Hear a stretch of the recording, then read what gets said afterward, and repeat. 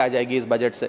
और विपक्ष में जो बैठे हैं वो अक्सर निंदा करते हैं, कहते हैं किसान की कमर तोड़ दी, बहुत महंगाई हो गई, अमीर और अमीर हो रहा है, गरीब और गरीब हो रहा है।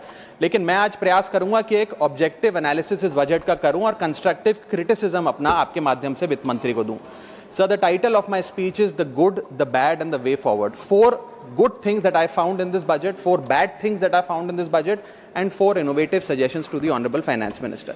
So the first good thing that I found in the budget is that there was an increase in the STT for derivative trading. Usually सरकार की निंदा हुई इस विषय को लेकर, मार्केट्स भी गिरी, लेकिन मेरा यह मानना है कि इस कदम से स्पेक्युलेटिव ट्रेडिंग यानी कि सट्टा ट्रेडिंग समाप्त होगी या कम होगी और रिटेल इन्वेस्टर जो 90% रिटेल इन्वेस्टर एफएनओ सेक्टर में नुकसान भुगतता है, फ्यूचर्स एंड ऑप्शंस के चलते जुआ खेलता है, उसमें आपको रिटेल इन्वेस्टर की प्रोटेक्शन का एक माध्यम बन सकता है। लेकिन मैं इसी के साथ साथ वित्त मंत्री जी को याद दिलाना चाहूंगा कि एसटीटी का जेनेसिस क्या है, एसटीटी का जन्म कब हुआ।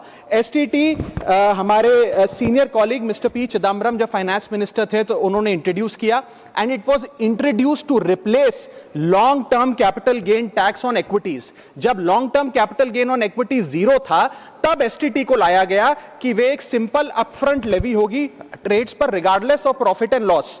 लेकिन अब सरकार ने long term capital gain tax भी लगा दिया, एसटीटी भी लगा दिया और रिटेल इन्वेस्टर को और तमाम इन्वेस्टर्स को एक प्रकार से डिसइंसेंटिवाइज किया। मैं एक सुझाव लाया हूं सरकार के लिए जिससे long term house hold earnings बढ़ेंगी, वेल्थ क्रिएशन होगा और वेल्थ पार्किंग रियल एस्टेट और गोल्ड के सेक्टर से निकलकर इक्विटीज में आएगी और स्पेक्युलेटिव ट्रेडिंग और कम होगी और long term investment behaviour investors का बढ़ेगा। वो की है कि long term capital gain tax on equities should be made nil in this country for individual investors. दुनिया की कई ऐसे देश हैं जिसके अंदर long term capital gain tax equities पे खास तौर पे शून्य है, जैसे